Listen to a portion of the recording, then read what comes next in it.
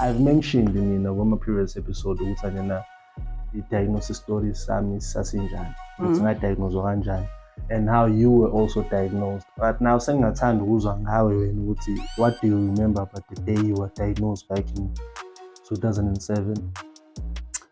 What I remember is that I started feeling sick. It was on a Friday when I got back from school. In the morning, Saturday morning, my mom decided to take me to the doctor. So we got to the doctor and the doctor said I have flu. And he gave me flu medication to take home and an injection. Then got home, started taking the medication, and it got worse. So Saturday afternoon, during the night actually, when I was sleeping, I could feel that I can't breathe. So I woke up my sister for her to go call my parents. When they got in the room, it was like I'm collapsing. So they rushed me to hospital. So when they did my test, they tested my sugar levels, my glucose levels. So when they checked, they found it couldn't even read. The weight was too high. My sugar levels were too high. So they suspected that I'm diabetic. So they said I need to be admitted so that more tests will be done. So they would confirm what's wrong with me. On the next morning, that is when I was told I am diagnosed with type 1 diabetes. And when they told me that, I was still young. I was 15, 16. Yeah, I was 16. So I didn't even know because I'm in hospital. I'm in ICU, mind you. I'm in ICU. At a very young age, I'm laying in ICU. My head is just spinning. I don't even know what's going on. And I'm told I'm diabetes. I don't even know what is diabetes. And no one explained to me what is diabetes. So have you ever had any thoughts about isn't it like why me? Mostly enjoyed about why me? Why ngaba diagnosed with diabetes, especially since beta kanjena type 1 is not something that's caused by into yenzayo. Yeah, that it's inherited. Yeah. I think as I was diagnosed, I was still young. I didn't even know what was happening. I didn't even care. But as I grow up, you find wherever you go, you need to start explaining.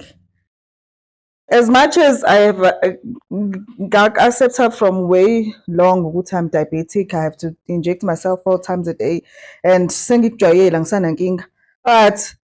but when you meet new people, like for example, from high school, my friends knew I take medication, diabetic. But ngisuka high school, like university, because ngaqale ngenza unyaka wodwa DUT, just that I couldn't carry on because I didn't get to funding. Nakhona lapha I need to explain to people ukuthi I'm diabetic, ngiphatha umjovo, kufanele ngigade kanje kanje kanje. Leaving DUT, I had to go work. Mengifika ngisebenza la ngisebenza khona e-restaurant angisebenza kuyona, fanele ngifike ngichaze nakhona the same story. Ngithe ngisasebenza e-restaurant, then I discovered ukuthi I have passion for teaching because I love children. Ngase ngihamba ngo-volunteer ama-creche la eHowikhi, nakhona fanele ngichaze isitori esifanayo. Leaving ama-creche sengiyofunda eJude, fanele ngichaze isitori esifanayo. Mengithola urooms omusha kufanele ngimchazele. Like I feel like kunesidina, like it irritates me ukuthi njalo manje when I meet new people mina sekufanele ngichaze kwenzakalani, because even if kuthiwa ngichazile sekufanele ngikhiphe umjovo. Mina-ke angina stress nje ke ngilo ngihamba ngojova etoilet just because ngithi I wanna excuse myself. Ngijova khona la ngihleli khona ngoba umjovo wethu iyakwazi ukuthi uvele uthathe nje umjovo ujove phezu kwengubo. Udokotela wathi I can do that. So I don't see the need ukuthi njalo mefanele to check my sugar levels, I need now ukuthi sekufanele ngiyocasha ngiyo-check etoilet sengiyajova. No, I just do it in front of people because fana ngisho eklasini, since I'm a teacher, every year I get a new class. I explain to my kids because nabo ngifuna ukuthi umuntu onesifo, one chronic disease angafeel ashamed. So I explained to them ukuthi mina ngoMiss Zuma kanje kanje ngiphila noshukela ngiyajova ngebreak nje nizongibona ukuthi ngizobe ngicheck ushukela wami ngizobe ngijova futhi nawe mawukuthi you have into ekuphathayo, maybe you have asthma, maybe you have epilepsy, come to me explain so that I'll explain to the class so that you will know ukuthi mengabe umuntu esenenkinga simsiza kanjani. Nami mekuthiwa manje ushukela wami uyehla ngiyaquleka la nizokwazi ukuthi ningisize kanjani ngibafundise step by step ukuthi yini kufanele bayenze. But I feel kunesidina nje just to have to explain to everyone isimo sakho njalo manje. I feel like it's a burden kwesinye isikhathi because manje kufanele kube khona umuntu othatha i-responsibility, like for example le-rest uRooms uzoziphilela impilo yakhe akazeli uzophila eyami impilo, manje sekufanele begadana nami ukuthi ngi-right and everything. I feel like sengumthwalo kulowo muntu loyo. So yeah, iyona into engathi ihlale ingenza ngithi why me, especially ngisamncane, because going everywhere needing to explain ukuthi kwenzakalani cha bandla kunesidingo. And there was this one time, I think it was 2021, I decided ukuthi because I was going through nje isimo esingekho right empilweni yami, going through a divorce. So after my divorce being through, I decided ukuthi nje I want to leave KZN just to go shaya umoya nje and meet new people. So I applied because I was singing the honors at that time, still studying towards my masters. So nga-apply ke eGoli kuphuma ama-post ama-HOD. Luckily I was called to come to an interview, but unfortunately ngizobiza kuleyo interview ushukela wami uhlupha lento engingayazi uvele wehle, and ngibizwa nje ku-interview ngangisanda ku-collapse 2 times because there's this once engacollapse khona I didn't collapse actually, but nje angazi kwenzakalani ngangilele taking a nap after school, after work sengifike ekhaya taking a nap. Ngizitshela mina ukuthi I'm okay because angizwa nomzimba wami ukuthi my sugar levels are going down. Normally ngiyawuza ukuthi hayi uphezulu-ke manje akusadingi ngisho ngi-check sometimes, ngiyawuza ukuthi hayi usuphezulu-ke manje kufanele ngihambe ngiyojova, usuphansi-ke manje kufanele ngithole into ezobooster. So that day I don't know what happened, ngangingezwa nokuthi ushukela wami uyehla ngavele ngayozilalela nje ngitshela ukuthi ngikhathele because it was a very sunny day. Kanti uzongena ngilele, mengena ngilele uyabona ukuthi angikho right because ngamcela ukuthi angilethele i-apula ngithi ngilambile. Mebuye ezongena futhi ekamereni ufica lelo apula wena ekhaya. Okay. Mebuya futhi engena ufica lelo apula ngilimambile ngilidlile, so seyanginyakazisa. Uyabona ushukela wakho uma uphansi ingqondo iyahamba, you don't even know what's happening. Even into ezikhulumayo khuluma into engekho because ingqondo yakho ihambile. I realize-ke na quickly because nawe kuyamenza uyabona ukuthi khona inkinga ekhona. So yabona ukuthi nginenkinga lapho-ke sengi-out, bona abayizi into engisho, angisakwazi ngisho ukukhuluma lapho, but mina ngiyayizwa yonke into abayikhulumayo. So bangiphuthumisa-ke esibhedlela-ke and everything-ke. Ngihlale esibhedlela-ke kwathiwa luckily I came in time because I nearly got into a coma because my sugar levels were very, very low. So ngase ngiphile kuleso simo-ke sokuthi nje ngiyagadwa even ebusuku ngase kufanele kube khona umuntu engilala naye ekamereni. Angisakwazi ngisho ukudriver, ngizidrivela ngedwa long distance. Yabona nje i-distance engiyidrivayo mina it's from here to Maritzburg. Mase kuthiwa fanele ngidlule ngeThekwini, I can't because fanele kube khona umuntu okhona emotweni ngisho kuthiwa ngizidrivela mina. I remember one day ngihamba nosisi wami and so stuck as traffic se-Pinetown. Lapho ushukela vele wehla ngabona ngathi imoto ziyahamba ziyazulazula, mengimtshela ngithi mina yibo ziyahamba le moto eseceleni thina simeleni pho, wathi hayi dilika ngoba kushisa nje ushukela wakho usuphansi, kanti la ngempela nje mengo-check usuphansi phela. So I decided there ukuthi ngeke ngiphinde ngidrive ngento long distance. Distance engiyidrivayo nje kude ukuya nje eMaritzburg kuphela, ngidlule eMaritzburg. So that's when after lapho-ke sekufanele manje ngigadwe, angisakwazi ukuhlala ngedwa. So njengoba ngisho ukuthi I was called for interview eJoburg. So I decided to not even go kuleyo interview because ngathi mengiyixoxa ekhaya everyone was happy, but then ngabe ngacabanga ukuthi hayibo mina konje ngisahlali ngedwa. Uma kuthiwa ngiyasukela manje ngiyohlala eGoli, shuthi phela ngiyohlala ngedwa ngizogaduba. Mekuthiwa I just collapsed because usho lami unokuthi uvele wehle ebusuku then mase ngiyafitha ngibe nama-fit, and uthi udokotela mengingatholakali in time ngizogcina ngitsila ngiyashona noma ngiba kwi-coma, which is not good. So ngabona ukuthi no-ke eGoli won't help, angeke ungisize ngalutho as much as kwi-opportunity right, but then I must just ngiyeke. So that made me feel ukuthi Why me? Ngoze kube kuthiwa nginawo ushukela. Ngabe ngiyahamba, I'm getting this opportunity to relocate and everything. So nje after lawo ama-episode akade lokenzeka ushukela wami wehla, yabona nje ngifunde evasithi kwahlezi kuthiwa uma unoshukela you fall part of being disabled, and I was like hayibo, angikho disabled mina, angikho nje ngizoze ngibe disabled ngoba kade kwenze njani. So after lawo ma-episode I realized ukuthi kahle kahle I am disabled. Nga-accepta nje ukuthi cha, umuntu nje u-disabled nje, because ukuthi uzothi uthi uyadrive ushukela usuwehlile usudala ingozi, that's being shuthi yikho kuthiwa disabled, because awukwazi ukuhlala wedwa, njalo kufanele kube khona umuntu ozokugada, especially ushukela lakho uma uhlupha ngokuthi uyehla ngaso sonke isikhathi, kufanele uhlale unomuntu ozokugada, you would never live alone.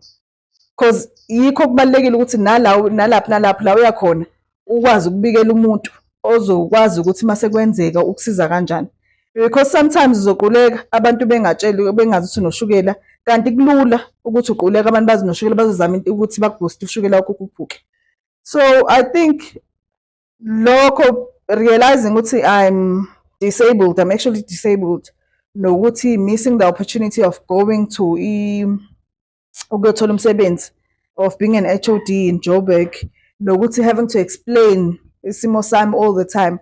Those are the things ezingenza sometimes ngibuza ukuthi why me, but then okungasizi-ke at the end, because kunjalo you can't change the situation, and the more you lokuthi why me la ustresseka khona awulungi kwalo shukela, kanti just accepting ukhohlwa into eningi ila uzophila khona a very healthy life.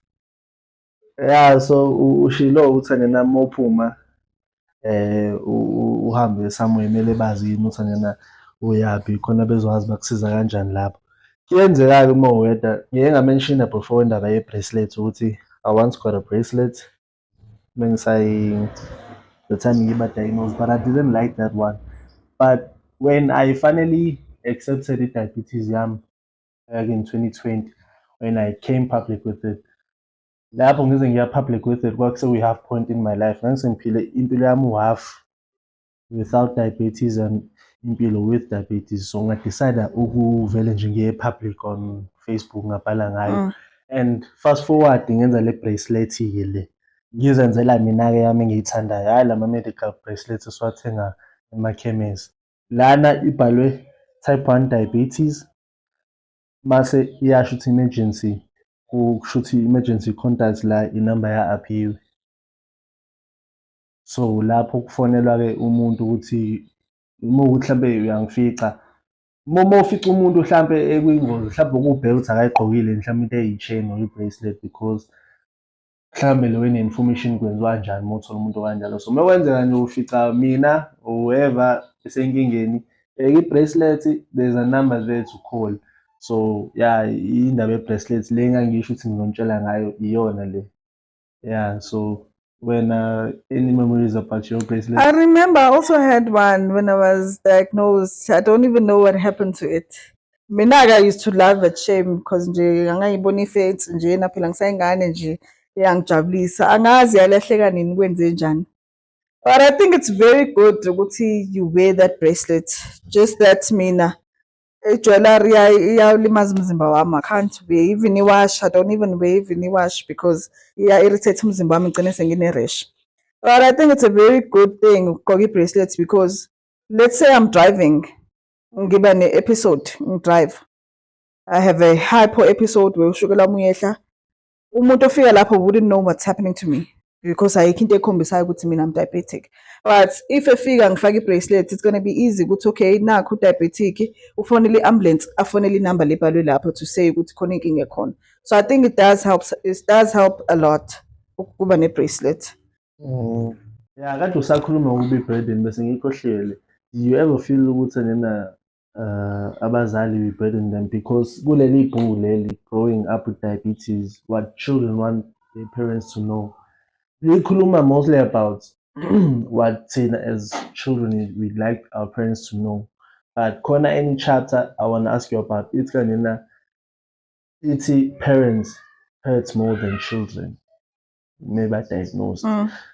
Yona kumele abe present abazali financially nani nani. kuphela imjovo kumele kube ibona abathengayo. Wena, did you ever feel like we were a burden kubaba, Yes, before especially nje kubaba? ngiqala ukusebenza, I used to always feel every month actually, because ngasho ngithi impilo yami yonke being diabetic, sorry. I felt like a burden because qhamuke la sekuphela khona medical aid. Uthola ukuthi kufanele uba bathenge imijovo. And iyabiza because awukho nje phasi kwe-1,000, it's more than 1,000. And mase uzothenga double for both of us, it's now plus minus 5,000 because iyabiza. And awukwazi ukuthi uyawushiya lo bizayo uyothatha o-cheap because you need to use what's being prescribed. And mina ushukela wami ever since nje I was diagnosed uyahlupha, and they said I need the most expensive one. I need to use the most expensive one because even now, as much as the medical aid you provide, but I have to pay live because it's very expensive. So I think umzali ekhaya uyazi ukuthi isimo sama-finance asikho right, kodwa futhi kufanele aphinde akade i-health yakho. Ezinye iy'ngane kodwa ziphila kahle, akho medication efanele ziyithole ngaso sonke isikhathi, ufile ngathi nje umthwalo empilweni yomzali. Even i-diet yakho edlayo iyabiza kwayona. So nje yeah, I used to feel like it. Even now, kade sengiba nama-episodes, I used to feel like I'm a burden kuma because njalo ebusuku kufanele kevuke ezo-check-a mina ukuthi ngi-right yini. Because as much as ngithi fanele ngilale nomuntu, akekho umuntu omdala okhona ukuthi ngingalala naye, but bengilala ney'ngane because kulula mekukhona ingane eceleni, ngiyakwazi ukuthi menginenkinga ngiyayiqhweba nazo mezizwa ukuthi like ngiyafitha, ziyakwazi ukuthi zigijime ziyobiza ugogo. But bekumthwalo wakhe ukuthi njalo ebusuku kufanele ezongibheka, ezongibheka ngaso sonke isikhathi. Okay, no, ngifuna ukuzwa lowo nje.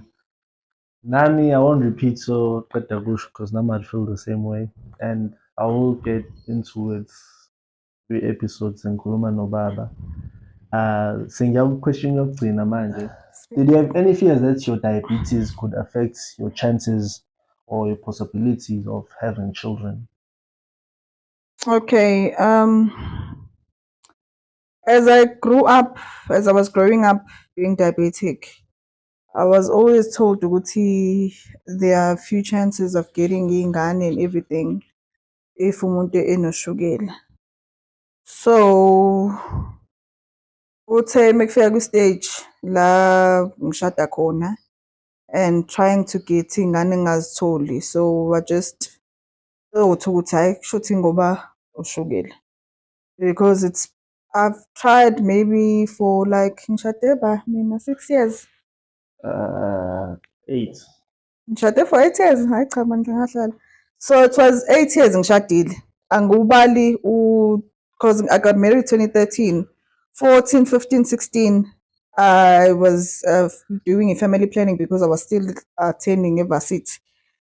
So after 2016, ngayeka-ke ukuthatha i-injection. So it's been 3, 4, 5 years ngizama to get ingane ngayitholi. Ngaze nga-attend a class about fertility and everything, and they told me ukuthi if ushukela wakho ungekho stable, ukwazi to conceive. So from there I just accepted ukuthi I will never have ingane. So njengavele nje ngavuma because empilweni nginokuthi kufana nokuba noshukela, ngakufunda lapho ukuthi khona izinto nje kufanele uvele uzi-accept ukuthi akuzona ezakho. Empilweni asidalelwe yonke into sonke. So ngafika leso stage ukuthi I'm accepting it, kusho ukuthi angidalile ukuba nengane, zikhona ezosisi bami, zikhona ezobhuti bami, ngizozikhulisela zona. Ngaphuma nje futhi-ke emqondweni okuthola ingane. But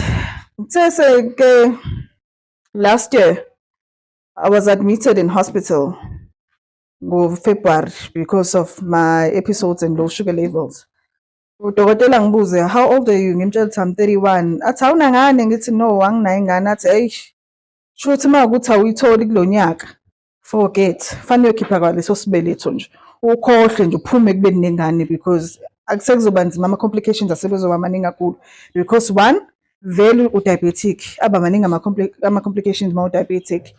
2, you are over 31, aba maningi ama-complications ma ungakazi uthola ingane uzobe na 31. So wena nje uma ukuthi kulo nyaka uyithola unyaka wokugcina lo ukuthi uzame, uma ungayitholi khohlwa, phuma nje emqondweni wokuba nengane, uhambe ukhipha kwaleso sibeletho sakho, ukhohlwe nje indaba yokuba nengane.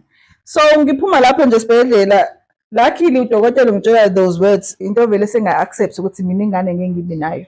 Nabazali nje sengabahlalisa phansi ngabatshela ngathi nje nikhohlwe ukuthi niyoke nithole umzukulu kumina.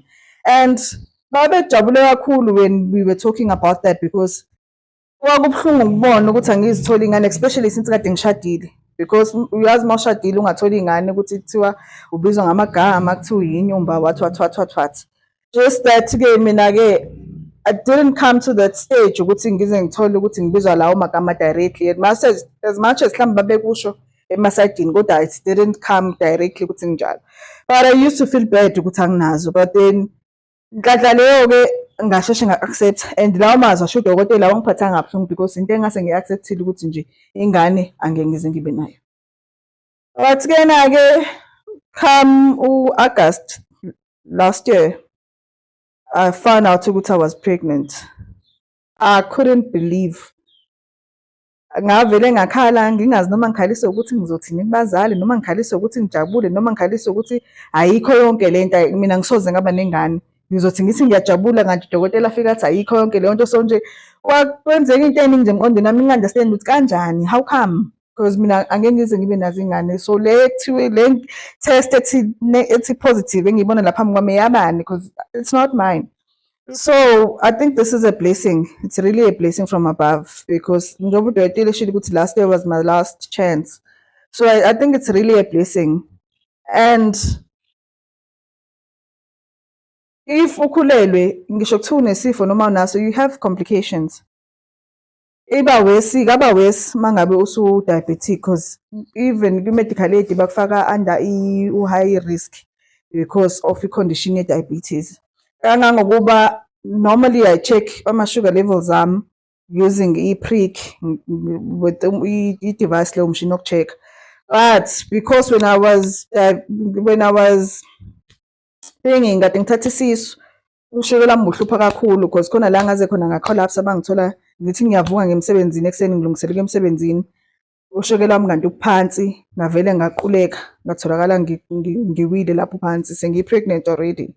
So udokotela was very concerned ukuthi ish kuyinkinga kakhulu. So to monitor ama-sugar levels ami fanele ngimbone like regularly, akufani nabanye abantu abesifazane abakhulelwe abaya nje once in a while to see kanye. Mina fanele ngimbone njalo. After lapho-ke kuloko collapse angi-admit-a, then wangihlanganisa no-diabetes nurse and everything. So u-diabetes nurse wasuggest ukuthi ngifake le chip le ngiyifake la engalweni. So iyona engiyisebenzisayo to check my sugar levels. So I use my phone, download the app. So every time it's easier. I just ngisondeze ndawonye, then it tells me ukuthi ushukela wami ungakanani. So it's easier to kusebenzisa yona because i-connected to my phone, iphinde ibe connected nakuyena futhi. Uyakwazi ukuthi akudingi ukuthi sihlangane a-check-e umshini ukuthi ushukela urida kanjani, kodwa le iya straight kuyena, zingi-check iya straight kuyena. So uma kunenkinga uyafona same time, decide ukuthi siyanyusa idose yama-units or siyayehlisa. So I just want to say ukuthi even abantu besifazane abanye abakhulelwe, it's not like ukuthi makuthiwa you won't have children suke kunjalo. So you need to stay positive ngaso sonke isikhathi, try and see your dokotela and everything uzolunga, because I didn't think ukuthi one day I'll be this happy ukuthi I'm carrying someone since I'm going to have a baby and what. But nakwenzekile, it all happens ngentando kaNkulunkulu. No, thank you very much, and I hope the episode it gave you more insights ukuthi unjani ukuphila with diabetes, hence living with diabetes. Ngoba manje usuthole insight komunye umuntu who's also diabetic. Bekusayimina nje kuphela diabetic, now sekumunye umuntu diabetic. So ngifuna nje ukumbonga ukuthi abe i-guest yami. And before we close off, ngifuna nje ukuthi kanjena wayehlezi, you've always been asking me ukuthi ngikubhalele something ngoba I'm always write for Aphiwe. I have like 5+ or even 10 poems about Aphiwe. Ehle nawe nathi ngicela ukungibhalele phela nangwanele Ngithi mina ngikubhalele kanjani? Cela umyeni wakho ukuthi akubhalele wayesashadile. Ngithi mina ngiyokubhalela mhla kufika. So izolo I wrote something. I finally wrote something for her. Kade ayengicela isifinyelo. So I'd like to close off the episode with it. Our diagnosis threatened to make us the weak ones, but instead, it made us the sweet ones. On some days, we'd feel bleak together. At the end of the week, we'd prevail together. In a world full of unreliable souls, to me, you're one of the few dependable. You are far from being expendable. You made an undesirable journey more bearable.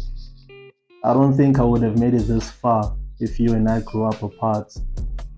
I want to impart that you are my star, my chronic twin. I love you with all my heart. Yeah, so that's for you. Thank you guys. I love you. I always say, yes, even Nabang and everything to you are the male version of me. Because as much as I'm female, you are a male, but I see many I'm a personality and I'm a qualities I'm a man. So I love you too, little brother. I love you. So I'm glad you appreciated that. Thank you guys for watching. I'll see you on the next episode. Like and subscribe.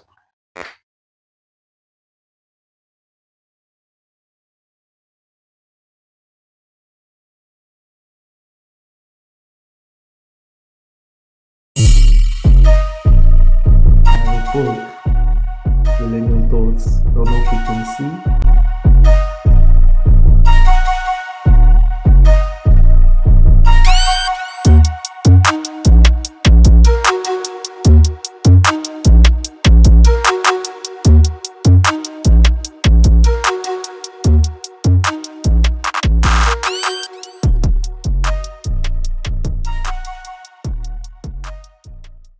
Thank you for watching. Please like and subscribe for more content.